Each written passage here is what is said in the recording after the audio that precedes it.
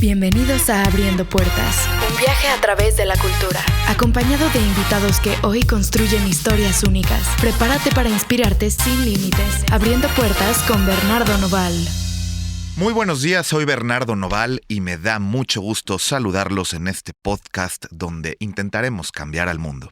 Estoy con Paola Albarrán, que es primero que nada una gran emprendedora del cambio social y además es la directora de Ballet Teletón, promotora cultural, por supuesto gran comunicadora y una extraordinaria influencer para todas las mamás de este país. Bienvenida, Paola, ¿cómo estás? Encantada de estar aquí, mi querido Bernardo, uno de tantos proyectos que tienes, siempre visionario de esta gran bandera que cargas, que es la cultura, y cómo vas democratizando y emparejando el piso del país a través de tantos proyectos. Paola, muchas gracias, pero sobre todo hoy queremos hablar sobre la importancia de la cultura, del cambio en las sociedades. México es un país, uno de los 5 pilares del mundo más relevantes en cuanto a cultura. Tú sabes que México es un crisol de colores. Tú sabes que, pues, hoy en día está de moda México, ¿no? Como yo siempre lo digo, la cultura es parte de la creación de la identidad, generadora de inclusión social. Y en esta ocasión, quiero preguntarte sobre tu proyecto de Ballet Teletón.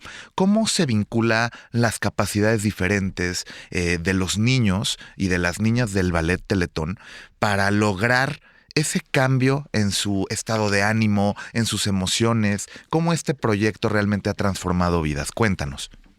Mira, la cultura es súper noble. Yo creo que tiene muchísimas cualidades donde todo mundo cabe, donde, como bien dices, las personas con distintas capacidades también son parte de, pues, la cultura tiene para todos y todo está bien.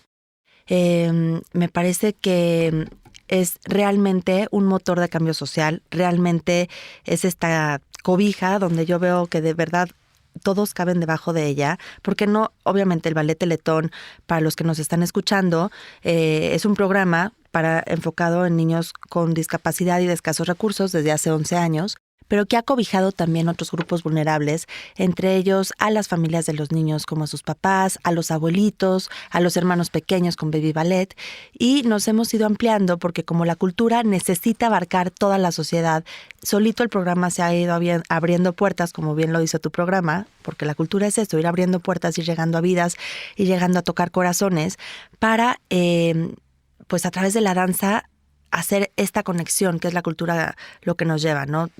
Podemos hablar de las 7 diferentes formas que la cultura se expresa, o las 7 grandes artes, pero bueno, en concreto, aquí estamos hablando de la danza. Entonces, ¿qué hace la danza en estos grupos vulnerables, en este México que sí está de moda, pero que también pues tiene muchos retos y con muchísimas altibajos y con pues un corazón gigantesco de la gente y al final siempre un folclore y una identidad que se construye a través de la cultura, pero pues también con un piso muy disparejo. Y hablando de discapacidad, pues el piso disparejo con una silla de ruedas es complicado. Entonces, la cultura para mí es esta alfombra que va matizando estas diferentes piedras y niveles para que el transitar de las personas en distintos grupos de vulnerabilidad sea más accesible. No, y sobre todo, el Teletón ha hecho una gran labor durante muchos años, más de 2 décadas que han hecho que los niños de escasos recursos pues tengan acceso a la salud, a mejorarla, y qué mejor que complementar el programa de salud con la danza, con la cultura. Cuéntame cómo empezó esta idea y cuántas alumnas tienes hoy en la red de Teletón. Mira, ha sido una historia muy bonita que yo creo que cuando la gente nos conectamos realmente y le quitamos el ruido a lo de afuera y realmente pues te escuchas tú de cuál es mi misión, está muy claro, o sea, porque yo siempre lo veo como una trenza, ¿no? El qué sabes hacer, con el para quién puedes servir y es como una trenza perfecta. ¿Qué puedes hacer? Con el para qué puede servir y quién lo puede usar. Entonces, cuando estas 3 cosas se trenzan, es maravilloso porque se crea una cuerda de esto que ata un buque gigantesco, cuando 3 voluntades se conjuntan. Y es así cuando me preguntas, ¿cómo nace el Ballet Teletón? La vez que lo he contado pues muchas veces y es porque yo bailé. Y porque yo bailé, hoy más de 5,000 niños y 5,000 personas han bailado en todo el país. Entonces, la pregunta es muy fácil y para los que nos están escuchando es ¿para qué? ¿Tú qué sabes hacer? ¿Para quién puedes servir? ¿Qué puedes hacer? Trenza tus universos y de eso te va a dar tu respuesta de una misión. Yo creo que en este México mágico que vivimos, lleno de colores, bien lo decías, un crisol de colores, me parece maravilloso. Pero también necesitamos un México activo, un México que en estos colores la gente ya no se quede rezagada y ensimismada. Ya no es responsabilidad de un gobierno o de alguien de jerarquía mayor que venga a solucionar.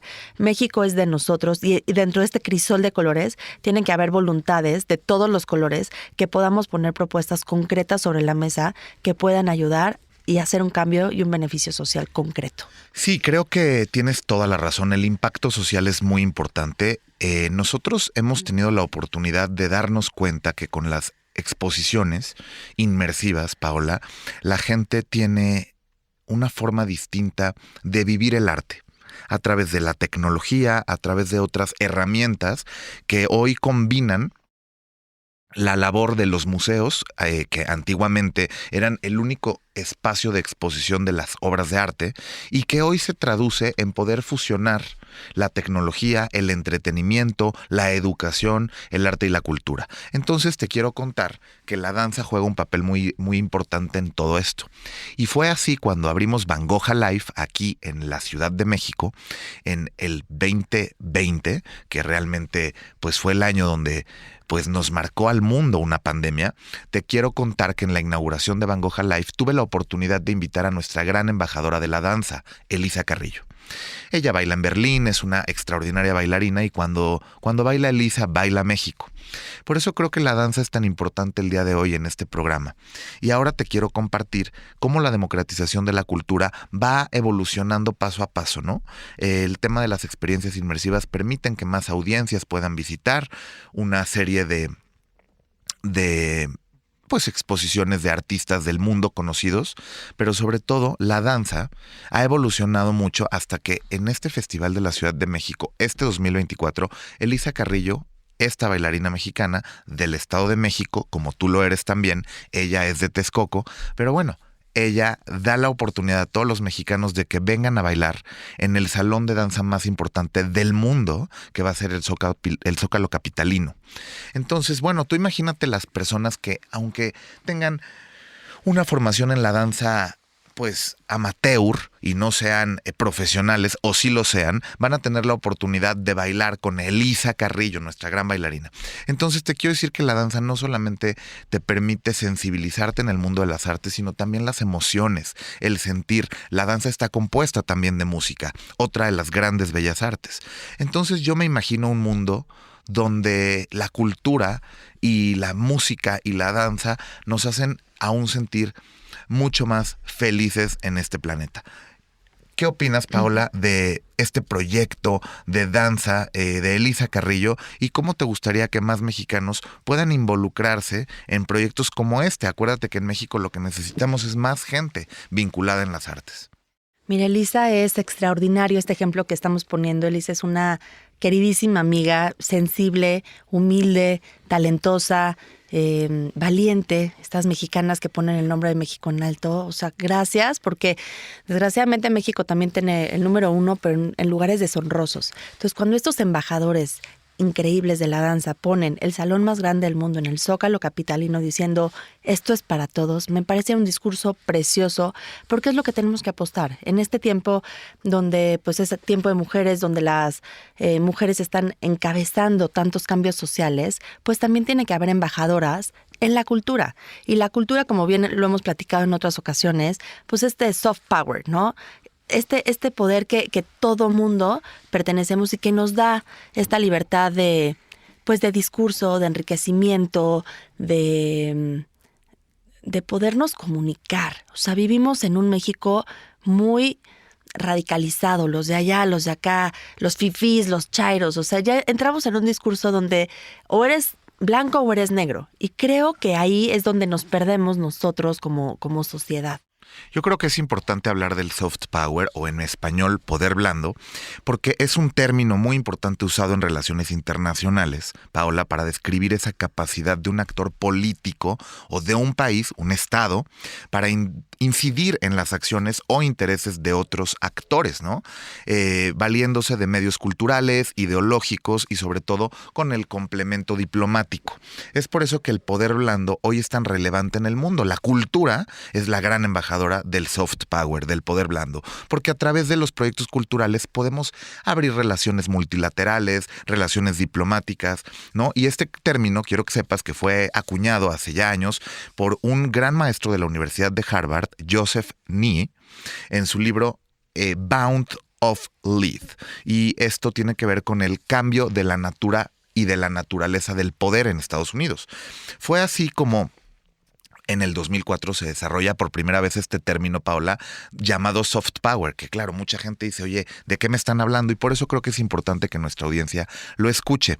Te quiero decir una cosa, Paola, este término además nos permite que podamos seguir avanzando en una sociedad y que la cadena de valor en la cultura crezca. Muchas veces tengo gente que se me acerca al ser promotor cultural y me dicen, Bernardo, ¿de dónde más puedo obtener recursos para que mis proyectos culturales sucedan? Bernardo, soy bailarín de ballet, soy actor, soy pintor. ¿De dónde puedo generar incentivos para que mi proyecto pueda seguir?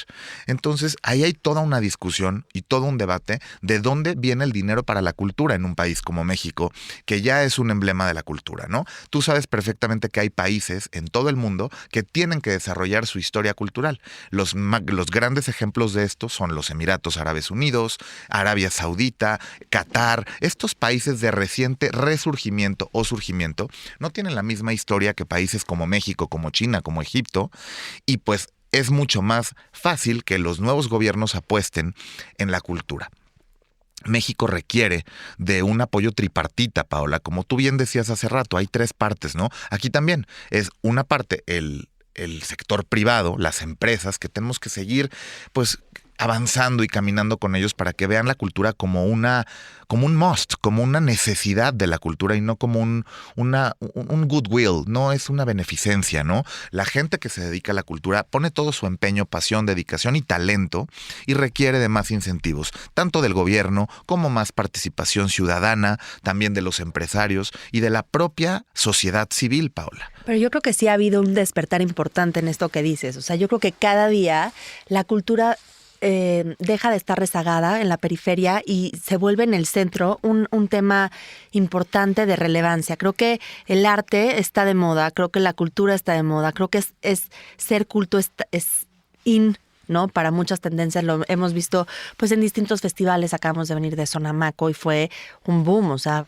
No, lo que ha logrado Sonamaco, ¿verdad? En estos últimos 10 años. Por mencionar 20, por mencionar algunas de las cosas que se han hecho en México. Y yo creo que sí México tiene pues mucho que contar. O sea, como bien dice, son milenios que tenemos que comunicar y dejarlo de ver como la poca cosa, como no es importante.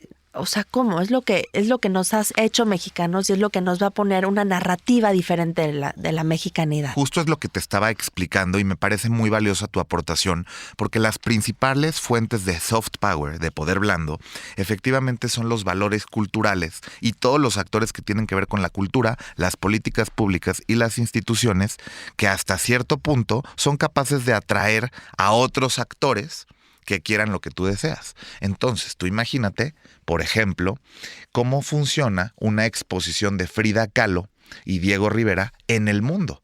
Imagínate cómo atraemos más ojos para México y cómo podemos seguir generando incentivos nacionales o internacionales para que la cultura se siga desarrollando, la cadena de valor de la cultura, que son todas estas empresas. ¿A qué me refiero con la cadena de valor? A todo aquel empresario, microempresario o emprendedor de la cultura que tiene que ganar y generar empleos, ganar dinero y generar empleos alrededor de la cultura, que es lo que nosotros conocemos más de cerca, pero queremos que todo el auditorio que hoy nos escucha sepa que la cultura es muy importante en este país y que la tenemos que seguir desarrollando como parte de las industrias creativas, ¿no?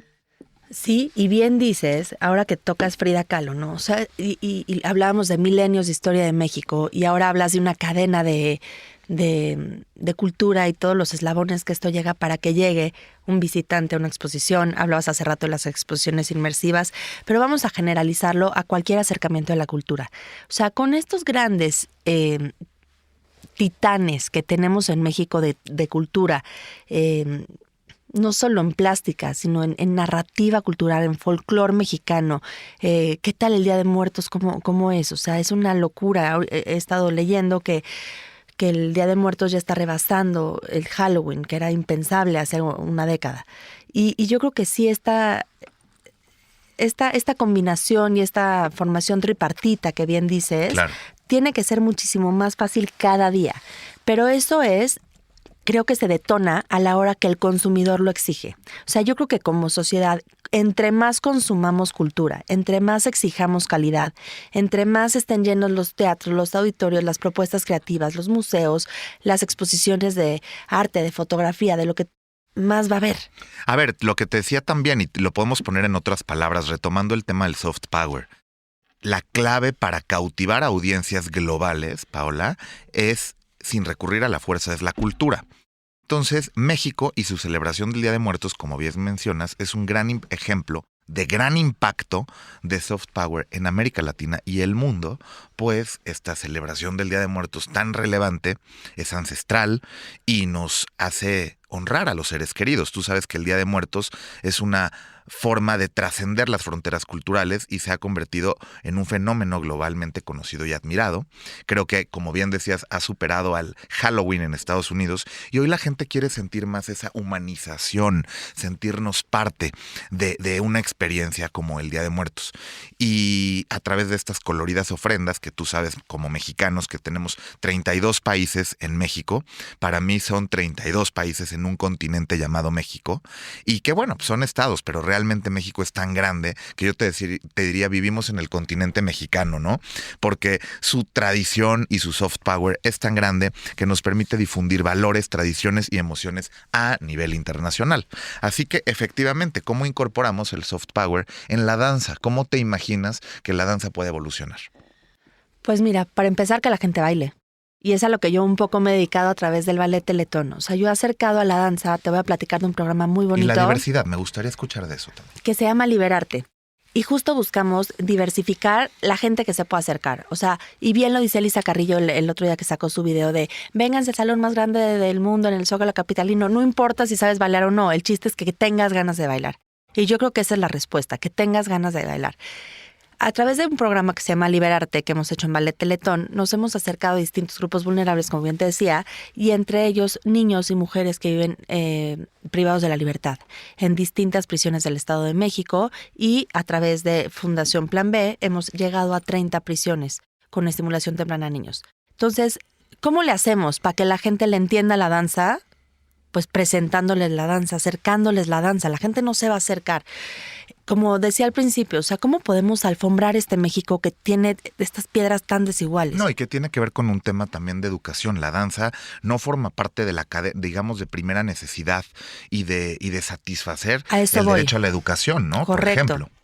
He tenido muchas alumnas, muchas de ellas en Teletón, y les preguntas, ¿no? Oye, ¿tú qué quieres ser de grande? A una de las niñas, y te dicen, pues, yo esperando, oye, yo quiero ser bailarina, yo quiero ser la de los dientes, qué sé yo. Claro. Y te dicen, yo quiero ser esposa de narco. Entonces ahí es cuando dices, espérate. Qué fuerte. O sea, esto está mal, estamos programa mal lo como haces sociedad. en la cárcel, ¿o cómo? Tenemos dos ramas. Digamos que el Ballet Teletón crecemos dentro de los CRITs. Estamos en 15... Los CRITs son los Centros de Rehabilitación Infantil Teletón, para todos los que nos escuchan. Y estamos en 15 CRITs en el Hospital Infantil Teletón, en el Centro de Autismo Teletón, y en diferentes estados del país, o como bien dices, países del continente americano. Del continente mexicano. Ah, sí, mexicano. Qué mareo, de verdad, ¿eh?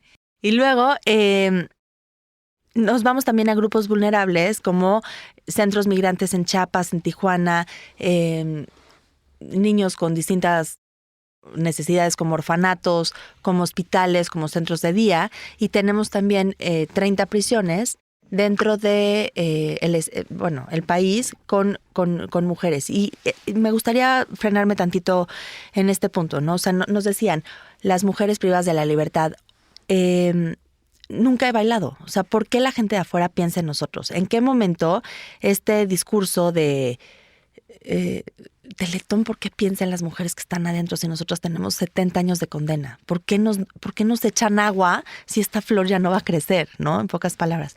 Y yo creo que ahí cuando tú cambias la forma de mirar y cambias el discurso de cómo te puedes acercar a una persona, puede cambiar el destino de cómo puede crecer, incluso en la situación que se encuentre, ya sea privada de la libertad. Y en este año, justo ayer, inauguramos nuestra primera prisión en Almoloyita, en Santiaguito, en el Estado de México. Y en este año de aprendizaje, pues hemos llegado a muchas mujeres gracias al apoyo del Estado de México. Y ha sido muy interesante ver cómo reaccionan. O sea, la danza es un catalizador. Tú imagínate que estás... Me parece gran forma de definirlo. En la cárcel, estás condenada a 70 años de prisión, no vas a salir de ahí. ¿Cómo puedes hacer que tu día sea mejor? Y la gente, cultura. Otra vez la respuesta decían, es la cultura. ¿Ya ven? Claro.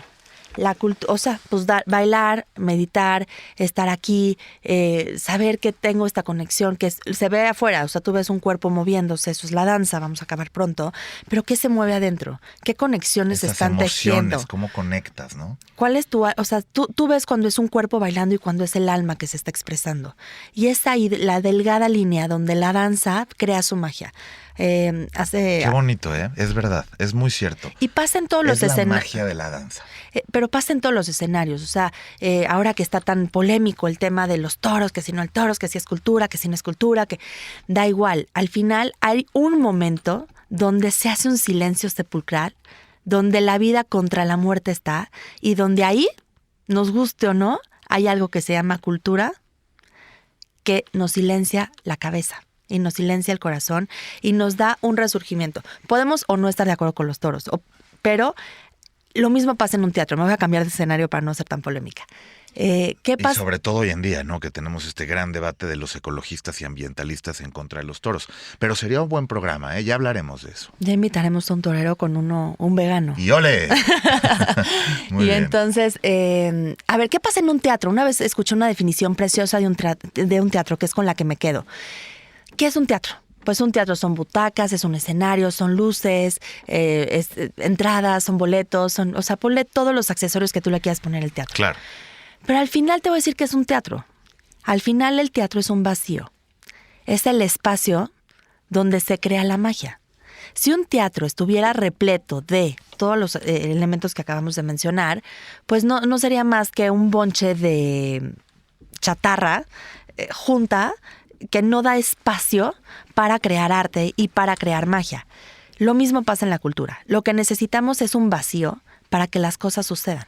Lo que necesitamos es que un teatro sea suficientemente grande y vacío y donde las luces apunten a donde tengan que apuntar, pero lo que suceda en el escenario, en ese vacío, se llame cultura y se llame propuesta. Y yo creo que aquí destacaría, tienes toda la razón, y yo creo que aquí destacaría lo siguiente.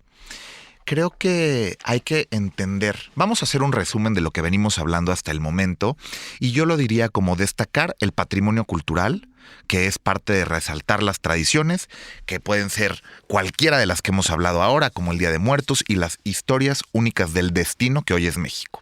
La organización de festivales, exposiciones como Van Gogh Alive, el teatro, como bien decías, y eventos culturales para sumergir a los ciudadanos y a los mexicanos en la autenticidad de nuestra cultura. ¿Qué te parece? Suena bien, ¿no? Vamos por buen camino. El segundo punto es destacar y fomentar la colaboración internacional.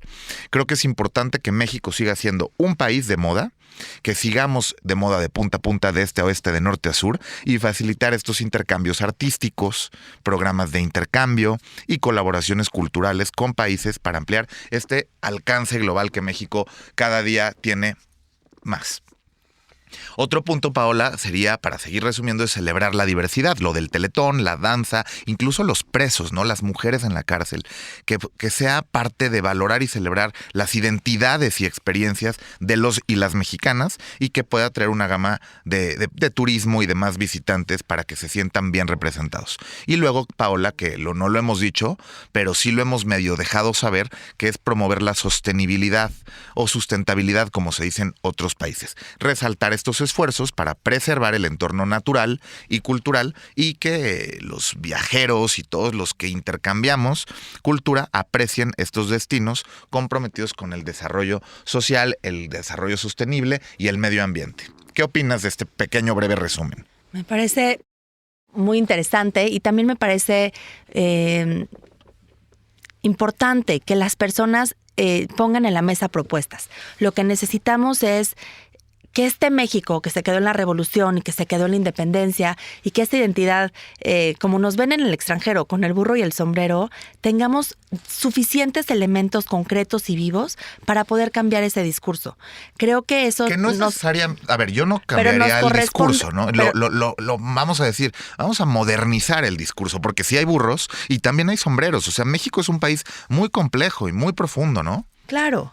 Pero también hay evolución y también hay distintas propuestas creativas y también hay... Y eso, ¿sabes a quién le toca? Le acabas de dar al punto, a las industrias creativas. No le toca al Día de Muertos, no le toca a los muertos, ellos ya lo hicieron. Nos toca a los vivos poner cosas nuevas en la mesa, poner un México sano, poner un México colorido como lo es México, con burros, con sombreros y con propuestas nuevas. Eso es lo que somos en realidad. Y con toda la tradición mexicana, ¿no? Las industrias culturales también necesitan de la financiación, de los recursos, pero sobre todo, te digo una cosa, en Colombia la administración anterior destacó un concepto muy importante que fue la economía naranja y las industrias creativas, la inversión en industrias creativas. Yo te diría, es un tema de muy largo, ¿no? Podemos dedicarle programas enteros a los sectores cuyo modelo de operación es la reproducción cultural con la posibilidad de hacer grandes productos a gran escala, ¿no? Las industrias creativas se aplican en muchos conceptos, pero lo que sí te puedo decir es que la cultura forma parte de una industria hoy creativa y cultural importante que según la ONU, la educación, la ciencia y la cultura, las industrias culturales, pues también son relevantes para el desarrollo social, como bien te decía. A ver, tú sabes cuántos lugares en el mundo son patrimonio de la humanidad ante la UNESCO y cuántos de ellos son mexicanos. Híjole, la verdad yo creo que no terminamos. En México, en casi los 32 estados, tenemos patrimonio cultural intangible ante la UNESCO. Y de ahí podemos hablar muchísimo de que son miles de razones para que México venga y sea visitado por más y más y más ciudadanos del mundo. Por eso te digo que no solamente hablamos de cultura, hablamos de México, el gran país cultural, para mí el mejor del mundo, ¿eh? Claro, tú hablas de las fronteras para afuera, pero yo te hablo de las fronteras para adentro. ¿Cómo podemos hablar a todo México, a estos 32 países dentro del continente mexicano, para que esta cultura deje de ser naif y deje de ser elitista? ¿Cómo podemos democratizar realmente la cultura? ¿Cómo podemos hacer que toda la gente tenga acceso a un teatro, que tenga acceso a propuestas de calidad, que le entienda esta educación? ¿Cómo podemos quitarnos de este discurso elitista donde solo la cultura pertenece a ciertas esferas, como lo ha sido, la verdad, en la historia de la humanidad? Creo que este ejemplo del Gran Salón de Elisa Carrillo, creo que ese es un excelente inmersivas lo están haciendo, porque cuánta gente tiene la oportunidad de viajar a 40 museos del mundo y colecciones privadas a conocer la obra de Vincent Van Gogh o de Leonardo da Vinci o de los propios artistas Frida y Diego, que vendieron tanta obra en el extranjero, ¿no? Por eso lo que haces me apasiona y por eso creo que me parece maravilloso que traigas ese tipo de propuestas y acerques a la gente a estas experiencias inmersivas donde, lejos de chocar con un lienzo tu vista, te conectan y de la vista para adentro es donde pasa realmente el arte. Entonces, me parece que necesitamos todavía hacer mucho más. Tenemos que hacer un trabajo importante dentro de la cultura mexicana. Nos corresponde llegar a las comunidades más vulnerables y no verlas como otros universos, sino decirles: aquí hay una riqueza cultural impresionante que también tenemos que comunicarla con el exterior y también tenemos que abrazar esta identidad que no es indígena, es nuestra. Y no son sus niños, son nuestros niños. Y no son sus historias, son nuestras historias. Que bien contadas podríamos tejer un futuro mejor para México. Tejiendo Vidas fue el nombre del pabellón de México en la Expo 2020 Dubái, que fue un gran proyecto de democratización de México y de democratización de la cultura. Quiero decirte que, híjole, qué bonito lo que dices, tejiendo vidas. Y México es exactamente eso, un gran lugar de mexicanos que tejen día a día una historia. En Etzatlán, Jalisco, hay una comunidad de mujeres tejedoras que fueron las que hicieron la fachada del pabellón de México en Dubái. Y te puedo decir que hoy ese proyecto ha evolucionado, las están contratando en otros países, en otros pueblos, dentro del país también, como dices tú, al interior, dentro de las fronteras, y me da mucho orgullo que mujeres de México, indígenas, de origen indígena, pero sobre todo con ganas de crecer y trabajar, hayan logrado generar una industria emprendedora y exitosa que es tejer fachadas con rafia en Jalisco, ¿no? Paola, le dimos al mundo lo mejor, regresamos a México con un premio de oro en esta Expo 2020 Dubái. El pabellón de México tuvo los grandes embajadores que fueron sus manos. Las manos de México. Te lo he dicho muchas veces, México es un país que está hecho a mano y que esta fachada, bueno, pues simplemente, es que es eso, ¿no? México está hecho a mano. Y yo creo que últimamente y los últimos años se ha puesto de moda México con las artesanías. Siempre una artesanía se regateaba, ¿no? Ay, no. Sí, carísima, ¿no? Y ahora, wow. No, y ahora, oye, los huipiles, ¿cómo se venden en Europa? Y son una cosa espectacular, o sea, de verdad, México está de moda y hecho a mano porque ya nada está hecho a mano. El problema es que tenemos mucha gente todavía muy malinchista y que creemos que los conceptos del extranjero son aún mejores, ¿no? Ay, pero ya son españoles. Ay, pues no, Esto se está cambiando todo el tiempo. ¿Tú crees que está cambiando realmente? Te juro que sí. Yo lo veo, o sea, a ver, antes tener una blusa bordada y tal, y no hablo de política, pero quien tenía una blusa bordada, pues no necesariamente la usaba con orgullo, o sea, y hoy todo el mundo queremos un huipil, todo el mundo queremos una blusa bordada, está de moda, ves a... Es lo más chic, ¿no? Claro, o sea, Dolce & Gabbana, Dior, cómo se inspiran en estas cosas para sacar estos hitos mexicanos hechos moda. O sea, y creo sobre que todo el como discurso, las marcas el de lujo, color, como estás diciendo, han voltado a ver a México, ¿no? Desde el gran debate de Isabel Marant y las grandes firmas que utilizaban el trabajo de los mexicanos sin pagar derechos, pero también el trabajo de Christian Dior con ese gran desfile que trajo el año pasado a este país, que verdaderamente fue, bueno, una efervescencia de glamour, de distinción de las manos de México. Y qué bonito. Yo voy a agregar, además de las manos de México, México tiene corazón. O sea, la bondad de la gente se traduce en esta paciencia de ir tejiendo a mano cada una de las cosas, Ahora, necesitamos darle la dignidad de que estas personas pasan meses tejiendo, no sé, un huipil o algún otro tejido y lo vemos como una artesanía. Yo creo que sí ha cambiado, que tiene que seguir evolucionando, que tiene que seguir llegando. Pero también se han abierto estos espacios, ¿no? Las ferias de arte, Maco, como bien decías, en estos últimos 20 años empezó siendo una feria de arte que a lo mejor replicaba otras del mundo, pero que ahora ya tienen el salón de las manos de México, de los artesanos. También las grandes marcas empiezan a voltear a ver de nuevo a los artesanos. Ayer estuve en un evento esta semana de tequila, de una marca de tequila importante, y todas las tapaderas, o sea, todos los tapones de las botellas estaban hechos a mano con el arte de diferentes comunidades y de diferentes comunidades indígenas de México, que es la cara que vamos a poner en el mundo. Entonces, es una fusión entre lo que hablas hacia el interior del país, pero también al exterior. Y esa es la fusión más bonita de soft power, de economías creativas y de voltear a ver a nuestros mexicanos artesanos. De un comercio justo, ¿no? De darle a cada quien lo que le corresponde. Exactamente. O sea, yo creo que estas comunidades son infinitamente felices haciendo lo que hacen. Yo creo que ya este discurso de verlos como una ayuda social a ellos ya cambió totalmente. Ya las marcas buscan su identidad y su plástica. ¿Qué tal el arte huichol, lo que ha evolucionado? Y me parece precioso. Mira, si lo dice la UNESCO y si lo dice el mundo, ¿por qué nosotros no somos capaces como mexicanos de destacar esto aún más? Y te digo a qué me refiero. Para la UNESCO existen, me parece que son 6 sectores en los que se desarrolla una economía creativa. Uno tiene que ver con la herencia cultural, Paola. El patrimonio cultural, natural, todo lo que tú sabes que existe de la UNESCO, ¿no? Los museos, paisajes naturales, culturales y claro, los sitios arqueológicos. También tenemos la creatividad, Paola. Aquí me quiero enfocar. La creatividad y los medios, las artes visuales y la artesanía. Este es el punto que para mí... Oye, no hay creatividad más grande que la del mexicano. O sea, ¿qué tal somos para los memes? ¿Qué tal somos para el humor? ¿Qué tal somos de rápidos? Para la artesanía. Claro, pero esa es la identidad mexicana. O sea, es una creatividad y un humor y una rapidez inexplicable que se tiene que permear a cosas que sean más sustentables y que no queden en un meme y que no queden ahí en el jaja mexicano que... Yo creo que estamos evolucionando. Yo creo que ya hoy hay una, como te digo, también este tipo de espacios, los podcasts, las redes sociales, son una voz importante que va creciendo y nos va permitiendo que más gente voltee a ver lo importante, lo chingón que es México. México es muy chingón. De acuerdo y coincido 100% contigo. Pues Paola, creo que hemos hablado de una manera creativa, de una manera en la que hemos tocado muchos puntos. Hoy le contamos a la gente sobre la economía creativa, le contamos también sobre el soft power, le contamos a la gente también sobre la importancia de la danza, de democratizar la cultura, del tiempo de mujeres, de tu proyecto de Ballet Teletón, de la danza, en fin. Creo que tenemos un programa muy atractivo y que tiene que seguir. Yo creo que tenemos que seguir hablando de toros, hablando de muchas cosas más. Me da mucho gusto tenerte aquí y estamos muy agradecidos en iHeart y en Grupo Asir de tenerte en este espacio. Yo soy Bernardo Noval, ella es Paola Albarrán y muchas gracias por estar abriendo puertas con Berigo.